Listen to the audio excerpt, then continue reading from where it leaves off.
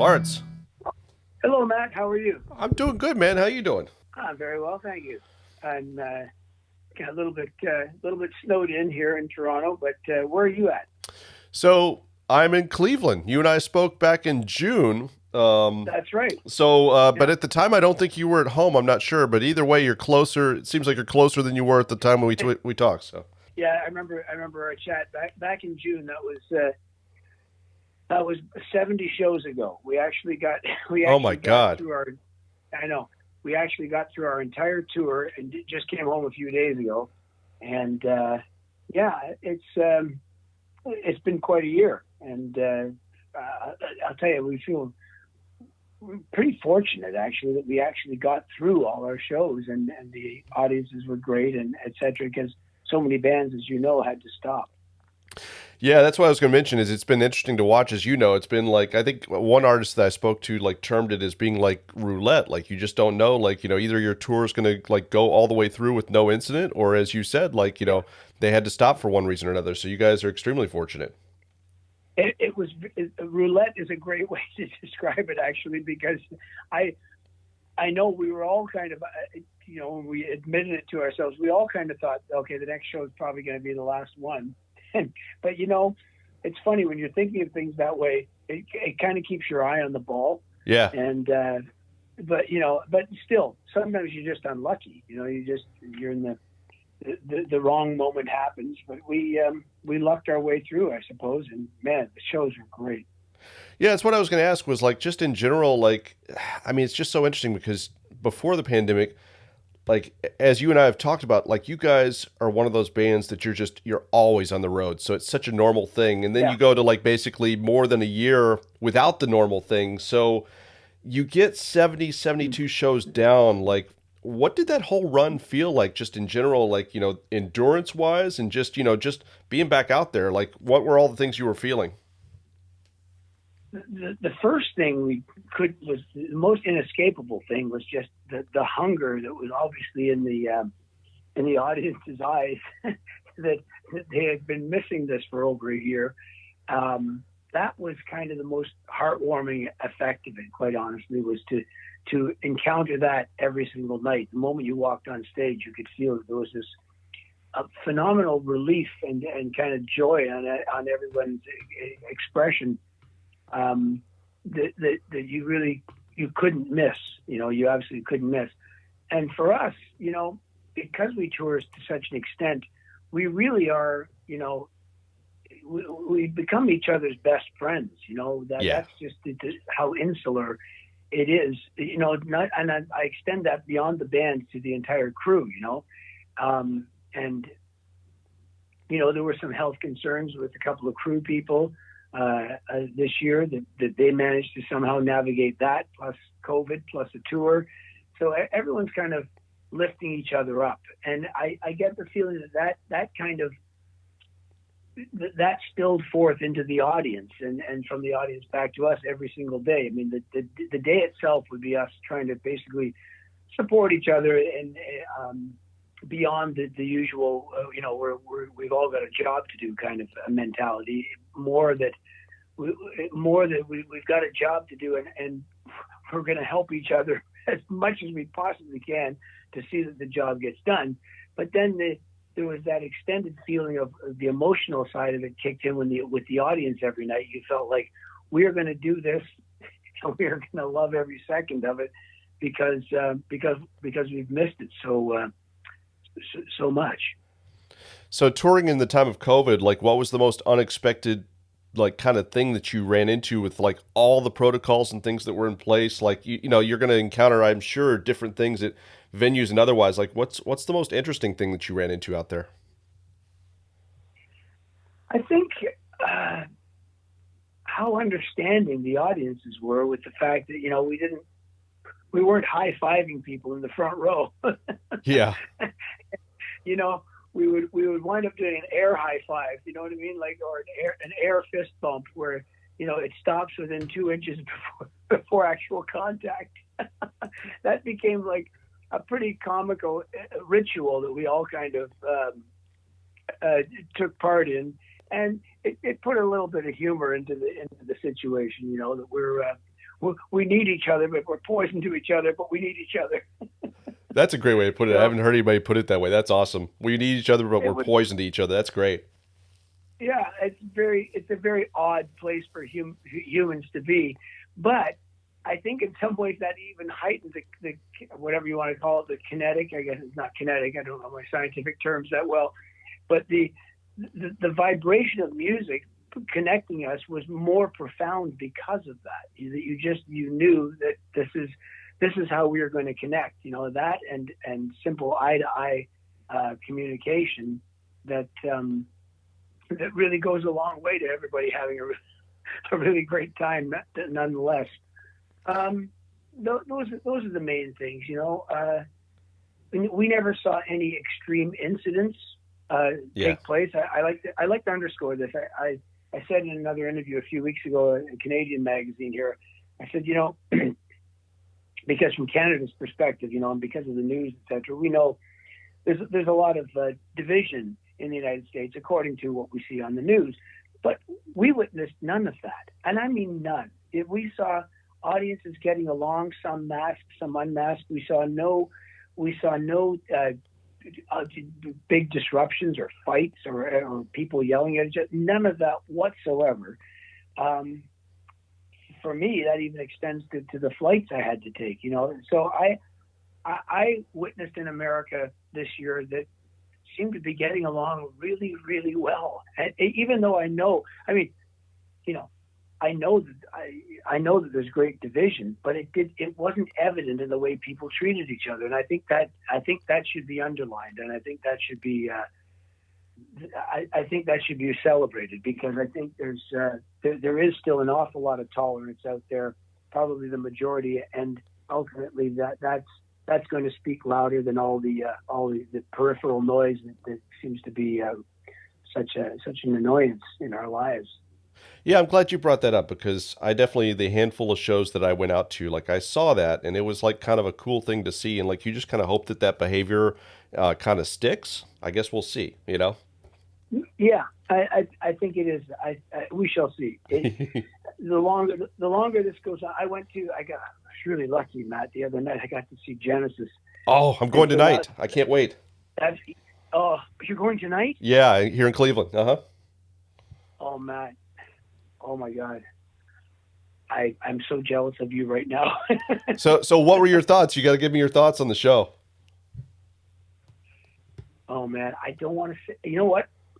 If you want to, let's talk tomorrow. I don't want to wreck anything for you. All right. I don't want to just give me a call as a friend, just, you know, or just as a mutual Genesis fan. Sure.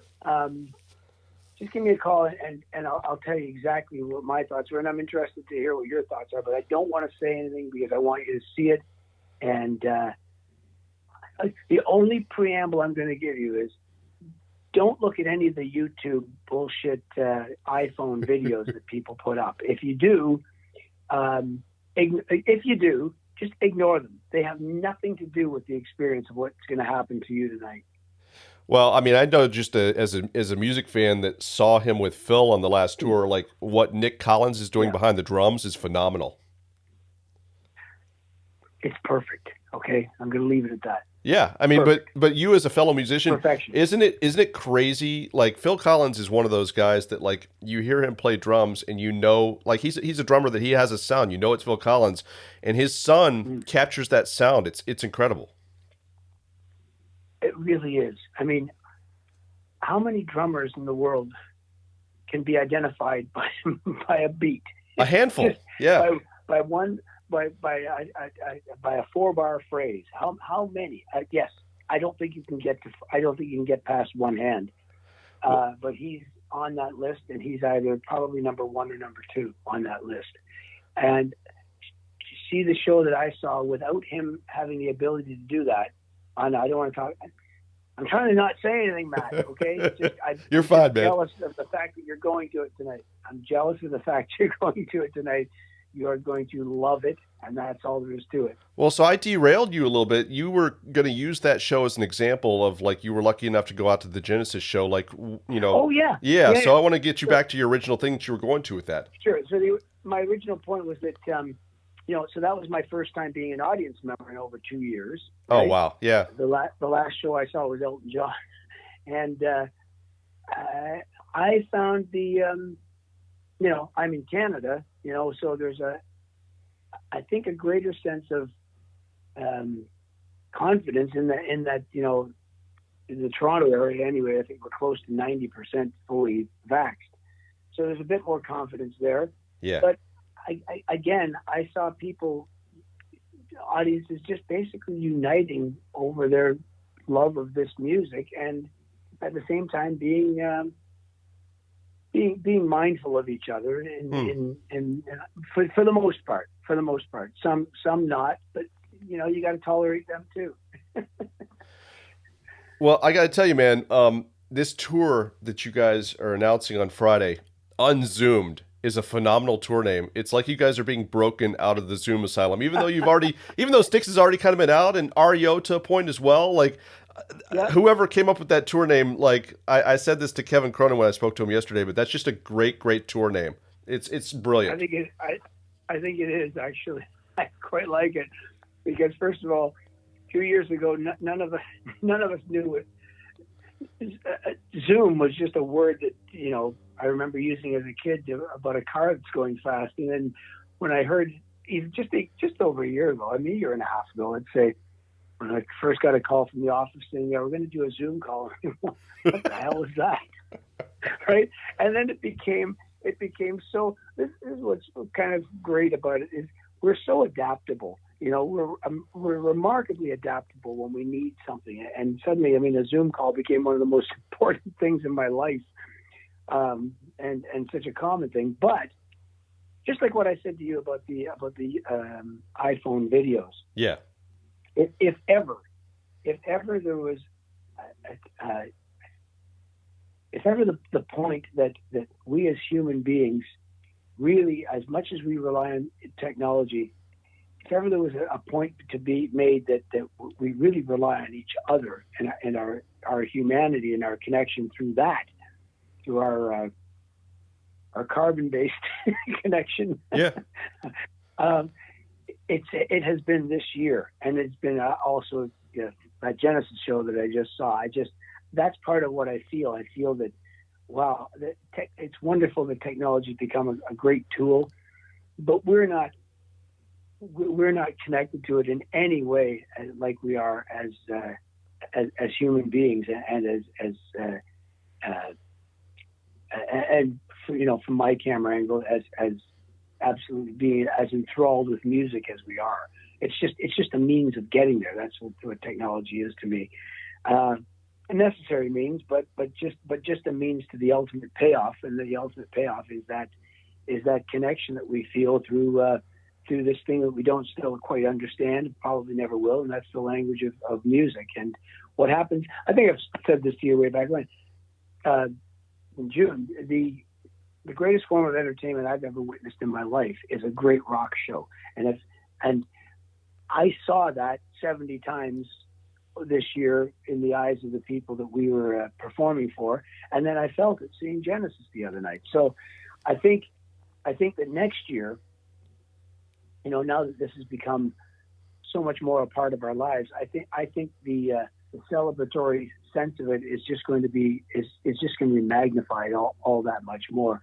And I think segueing to next year's tour, I think this bill is perfect for that, because whenever Styx and REO play together, it's like we don't double the audience, we triple or quadruple the audience. Yeah. For some reason, there's a great symbiotic rapport between us as bands and the people that come and see it.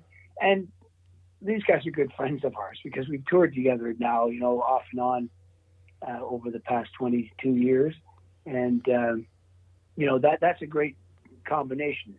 But I have to say the cherry on top for me is that Loverboy, of course, I was label mates with them in Canada back in the 80s. We were both signed by the same A&R guy named Jeff Burns, signed us both. I think he signed Loverboy about a year ahead of me. I didn't realize it was that close. Yeah, I signed to CBS in 1981, and Loverboy, I think, signed their deal with them in 1980. Wow. Okay. And I remember hearing the demos for "Turn Me Loose" and um, what was the other one? Well, anyway, that was one of the first demos that I heard of the band, where Jeff was saying to me, "I think this band is gonna be super hot," and they sounded great, and I was I was the next act that he signed, and so I would periodically, over the course of bringing in my own, demos to kind of go over the A&R, because he was the A&R man, to go over material. He'd play me what Loverboy would work me on at the time, so I knew them through that. Then we'd meet up a few times through, the Juno Awards, almost annually. Yeah. But I never had a chance to perform with them, curiously enough, until I joined Styx. And I think the first show we did together was, I think, in Houston, Texas. Oh wow! This is when Scott was still the bass player. Yeah. And with the band when he was alive, so I got a chance to see them. What kind of knocked me out about them, every time we've played with them, which is usually we've done less than 10 shows with them over the course of 20 years. It's just how good they are. I mean, they're Mike's vocals are like equal to, if not surpassing, what he did on record, 30 plus years ago. And the band under Paul Dean and with Matt and Doug and Spider, they're such a strong unit. They're one of the few bands, I have to tell you, that I know Todd and I, anyway, all of us really, but Todd and I just, anytime we've played with them, we go out and watch them. We go side stage and check out their show, because it's always that strong. So I think audiences are going to have one hell of a great night of about 4 hours of classic rock music that is going to really be a great giant Band-Aid on this whole experience we've been through in the last few years. Don't they really have interesting song structure to their songs? Like, I got very much. One of the first things I got from them back in the day was the Loverboy Classics like collection, and that was one of the early kind of examples to me of like a band that, like, you hear the hits and the hits are great, but there's a lot of their good album tracks on that collection as well. And it's just like they really had an interesting way of putting songs together. Yeah, very much so. Very much so. I think Paul, he understands.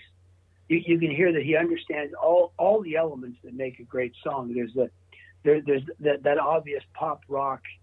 It's centered in that, without doubt. One catchy little phrase, but yeah, you're right. His arrangements can be really inventive, and that probably comes from the whole band. But really inventive, and the structures. You're absolutely right. Yeah, the song structures, they sometimes veer a little into the prog world without. I hope he doesn't feel bad with me saying that, but there's always, with Canadian bands anyway, there's always that undercurrent of wanting to play a little bit of prog if you can get away with it. I mean, I did all I possibly could, and got away with as much as I could in the 80s and the 90s. But I can feel that in Loverboy as well. What's your favorite kind of Canadian, Loverboy memory? Being on that side of things. Well, they were annual Juno Award winners. So, I'd look forward to that. I'd see them mount the stage year after year, and they were, it was they and Rush that were always neck and neck as the top Canadian band through the 80s anyway. And, I was managed by the same manager that manages Rush. So I was definitely pulling for those guys. Fantastic. Yeah. But Loverboy, I think it was, we'll call it a tie. In the 1980s, it was kind of a tie when it came to the award night. The other thing is, I remember, I guess my best memory, funny enough, is that when Jeff played me, I think it was their third album, and I went in and he had just got the acetate of loving every minute of it. And I remember hearing that and just thinking, oh, God damn, that is really bloody catchy. Yeah. You know, and it's basically that. And now, funny enough, you know, that's one of the things that connects us every time we do see each other and we have a chat. It's great that we both, you know, it's a part of the industry that doesn't get the spotlight very often, but the fact that we have the same A&R guy, the same set of ears, signed us both to Columbia Records. I mean, Jeff had quite a reputation. He signed like Dan Hill, Loverboy, myself, a band here called Platinum Blonde that sold a ton of records. Mm-hmm. You know, he's part of the signing team that brought Celine Dion on, you know, to light. Did I mention Dan Hill? You did. Yeah, Dan Hill again. Dan Hill deserves several mentions. Sorry. Let me think now. Who else did Jeff bring on? Yeah, that's just some of the stable of people that he signed. Anyway, so that's part of our connection is that I think he probably played them some of my demo stuff back then as well. But what I was doing was, you know, quite a bit different. I mean, A Criminal Mind is pretty different from Working for the Weekend, and yet they were both on the radio side by side. I think the other thing is, you know, we're both played a lot on classic rock radio now, and Loverboy and the Gowan stuff, and obviously the Styx stuff and REO stuff. But that, in later years now, that's become part of the glue that holds us together, because it's funny how I now hear so much of the music of that classic rock era, and I'm including the 80s there, as being part of what unites us as kind of our, it's kind of our tribe, you know, if you're still allowed to say that, I don't know. That's fantastic. But then, you know. Well, question for you. So the video that you guys shot for this tour seems like it would have been fun to shoot. Like, you know, what were your experiences doing that? Because, like, especially the Styx parts are pretty wild. I love the line, "This could break up the band." Well, yeah. Tommy, I remember Charlie, our manager, said, you know, they're going to put together a promo video for to announce the tour. It will be Tommy and Kevin. And Tommy said, yeah, asked, could I be in it too? Because it'll be better if we're kind of just ad-libbing lines between each other. And then Kevin brought Dave on board. And then I saw the concept, which was to have Mike Reno, you know, intercept the call or basically drop into the call. So I liked the premise right off the bat. It felt to me kind of like,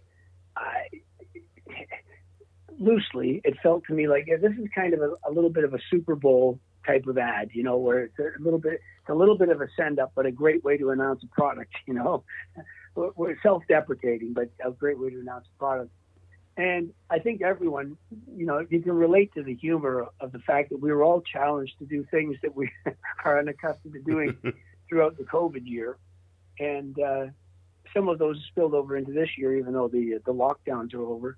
But I like the whole concept of it. And then Tommy and I could just basically ad-lib stuff like we do on the bus for years. And so when they said, okay, you two guys put this piece of furniture together, and they had some pseudo lines there, which we completely ignored, and we just kind of riffed through that scene in 4 or 5 different ways. They wound up going with the one they did, and I quite like it.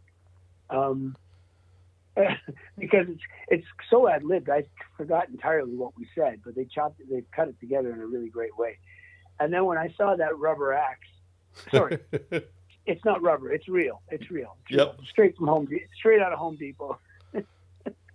When I saw they came up with that, I said, oh man, this is a great Three Stooges moment right here. We definitely have to, you know, because I can think of things that I was doing last year and that I'm completely inept at, like having to go and saw branches off trees, etc., because I can't get anybody to come out to the house because it's COVID year, and it's like, you know, there are all kinds of little things like that I had to do for myself, and I did very ineptly. Yep.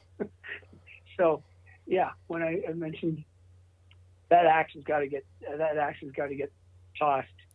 We did several I don't know if they'll do outtakes, but there were several permutations of how that unfolds, and I'm glad that made it in there. And overall, when I saw it, it made me laugh. So I thought this is a really good way to announce a tour.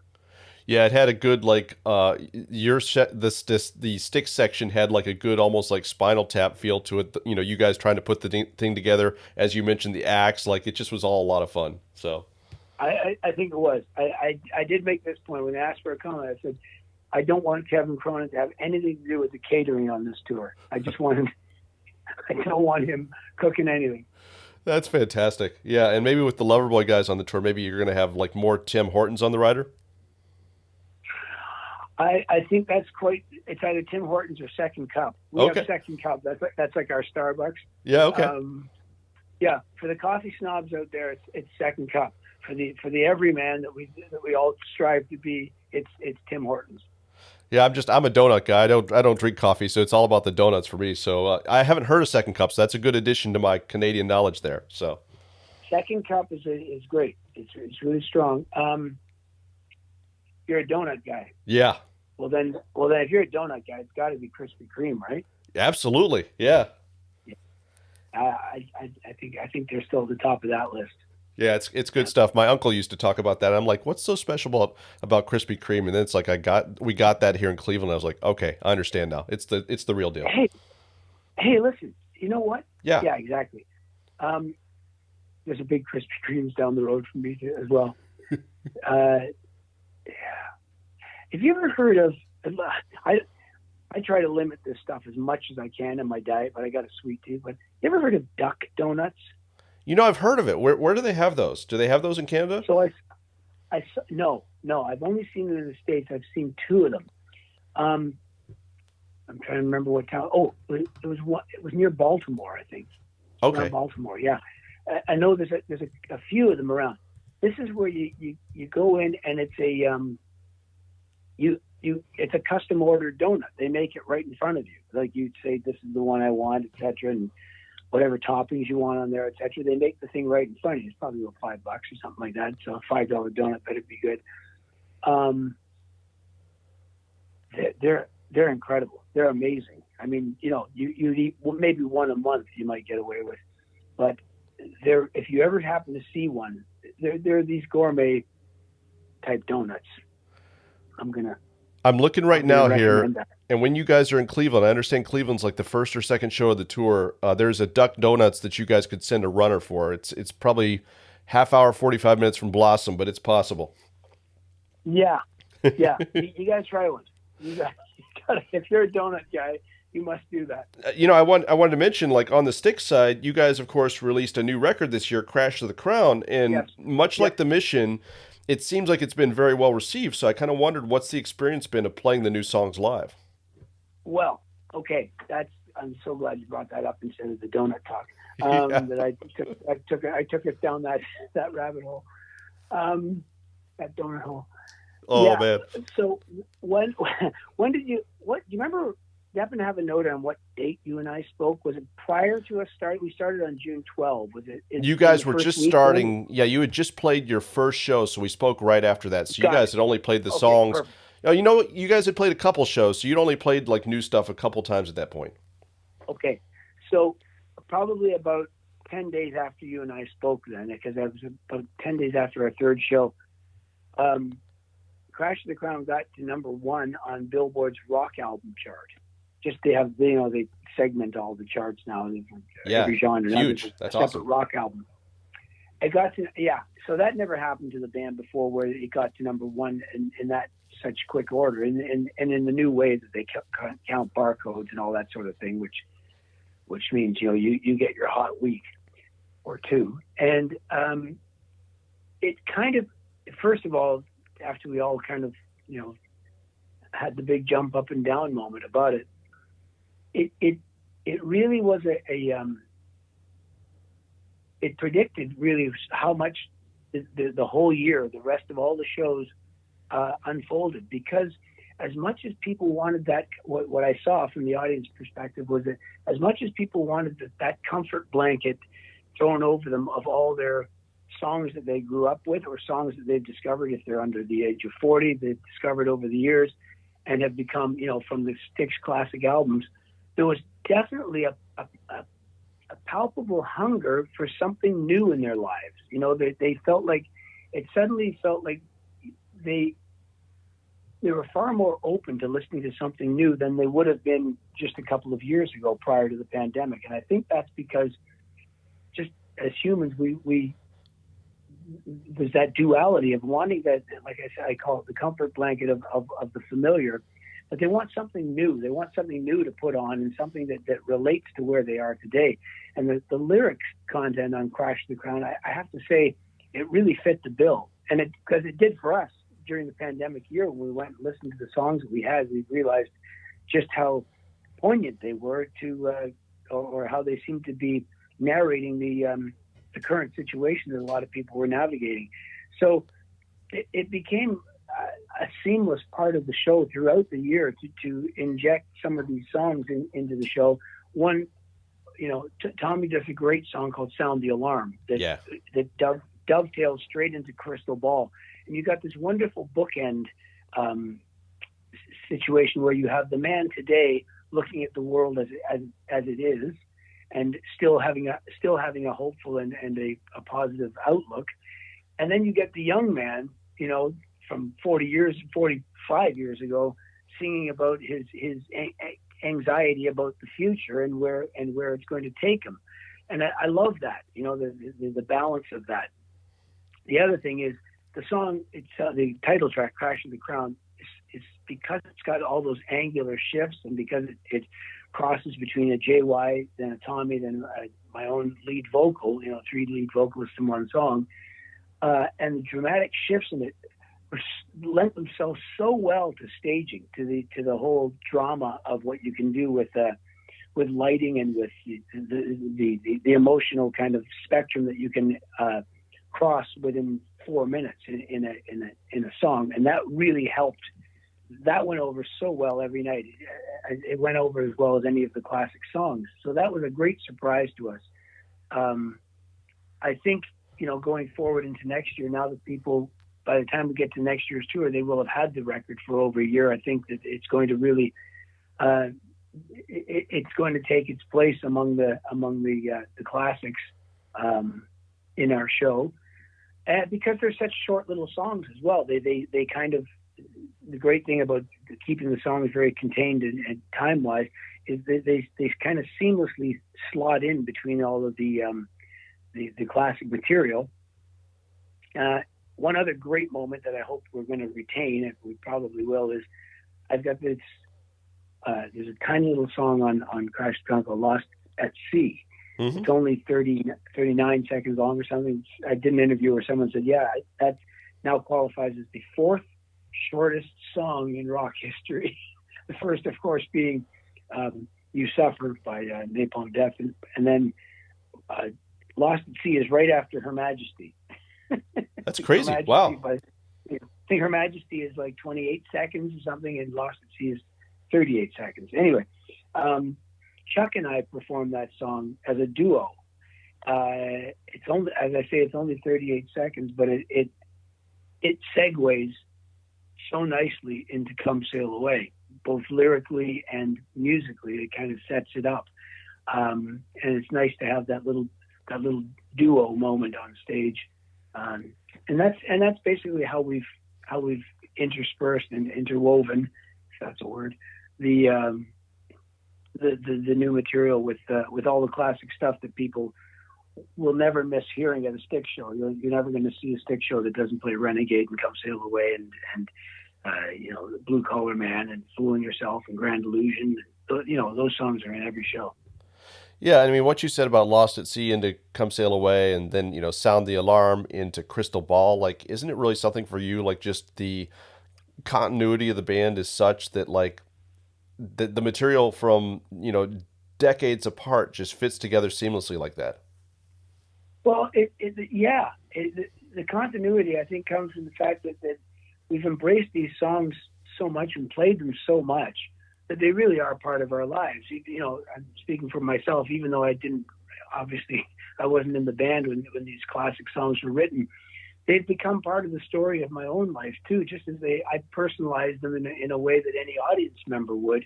And then I have the honor of singing them and performing them on stage with the band in this long extended new era, you know. So here's the question for you. You mentioned you weren't in the band at the time that the songs were, written and recorded. And my editor had a question that I kind of am twisting this way. I guess my first question is this the first tour that you guys did of 70 shows with Will in the lineup? And related to that, does that mean that you are no longer the new guy, or are you forever going to be the new guy? I have sadly had to pass the baton of the new guy to Will. Yeah, he is now the new guy, and I've just overnight I became the old guy. That's funny, man. After 20 plus years being the new guy, that must, how did you deal with that?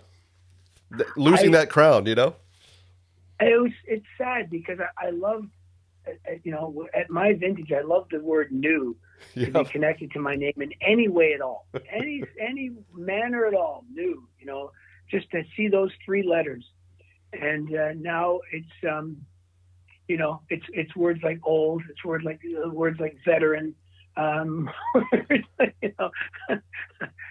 vintage. Those words creep in after a couple of decades, and but I plan to do it in the most dignified manner I can hold that assessment. So wrapping things up, bringing it back to Zoom. We all know that even pre-pandemic, there were like these moments that went viral. What was your best, worst Zoom moment? My best, worst Zoom moment was, one of the things that happened here for me in Toronto is I started getting offers to do some corporate gigs where, since companies weren't able to do their annual conventions, they decided let's do the like those mass Zoom calls where you have about 100 of their employees. They're all at home, and in the case of the first one I did, it was there's a company here called Giant Tiger. Mm-hmm. It's somewhat similar to somewhere between if you took Target and Home Depot and Walmart. It's just a large variety. Multi-purpose store. Anyway, it's called Giant Tiger. Anyway, it's a long, 60-year-old Canadian company, and they decided they were going to do something for their patrons and also for their staff, etc. So I was hired to do it. Well, being at home alone and having to realize, okay, I got to put the sound together. I got to get some kind of lighting rig together, and I got to basically do a show from home for this company. I did a week of sound checks and tons of ways of doing it. I had my Steinway all mic'd up, and we did test after test, and it all worked. And it was like 8 o'clock on Friday night. It happens they did great advertising for it. And just Friday afternoon, after we did the final sound check, I had, for some reason, I had this notion of like, just in case, I better set up a second stage. Just in case something goes wrong. I don't know what could be after all these times, but I'll set up a second rig to go to in case something fails. Well, sure enough, up till 5 to 8, up until 7:55, or everything, a sound check, everything worked, and I was like really happy that we're going to start the show. At 8 o'clock we start, and we're about 2 songs in,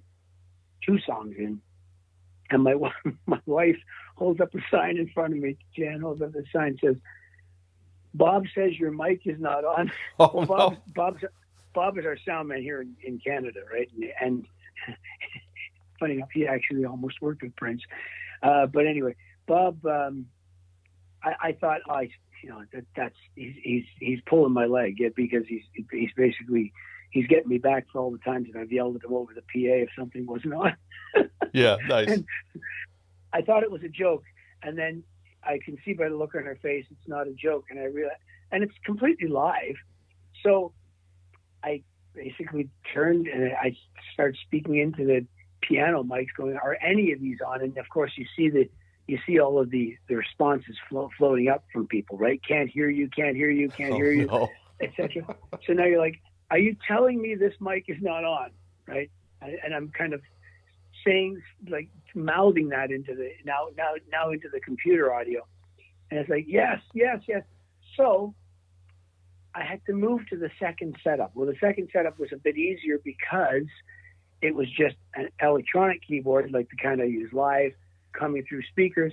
And we transitioned everything from the whole big elaborate camera setup that I had, changing camera angles and everything, and we went straight to the good old iPhone. And was just simply streamed through an iPhone. And I basically had to do everything I could to salvage what was left of the show. And as it turned out, last April 2020, it's amazing how understanding audiences were, because people responded really well. So much so that I got asked to do a whole bunch more after that, maybe just because they love looking at me suffer in front of thousands of people. It was one of those things where you're really trying to hold it together, because I just want to go, okay, the hell with this. Just pull the plug, say goodnight, everyone. But it was kind of a lesson to me in that, A, it's good to have a backup plan. B, it's amazing how accommodating audiences can be when stretched to the when they're given no choice almost. And then C, I learned that only goes so far, because from that point on, all of my little broadcasts were worked out really well, because so many experts came on board and told me all these things that I had done wrong, and we kind of worked the kinks out. And that's what the whole year was to me. But that very first calamity, man, that rang a huge bell in my brain and went, okay, you cannot let that ever happen again. But aren't you pissed at that? Like after the fact, aren't you pissed because I think it's genius that you had a whole second setup ready to go, and that just shows you that sometimes like you can be totally prepared and it still all goes south. Exactly, exactly, and it, I have to say, I learned that quite a while ago, but I saw Styx do it. We did a show in Carmel, California, where a similar thing happened. Luckily, the building power went completely out the entire, like for about 6 blocks around the theater. And the building that we were playing in, it looked like kind of like a converted church, in that it had that kind of high angular ceiling, that there was a lot of just ambient sound that you could project from the stage. And we actually we finished the show out acoustically. We dragged an acoustic piano on stage. Todd played, believe it or not, on top of a couple of pizza boxes. Oh, wow. This is a Styx show, by the way. So from full on production, we went down to this tiny little acoustic thing by, there were a couple of candles and mostly people's iPhone lights, their little camera lights, lit the place. And, sometimes Plan B can turn out to be the greatest surprise that you ever encounter. Not always, but it worked. It worked for that Styx show, and it actually worked in my first foray into a live performance online. Well, man, I want to let you run. This has been a lot of fun. We will compare notes on Genesis. I'll get back to you with my post game report. Please, just don't feel obligated, but you can text it to me on this number, and I look forward to hearing your review. You're going to have a great night, Matt. That's all I'm going to tell you.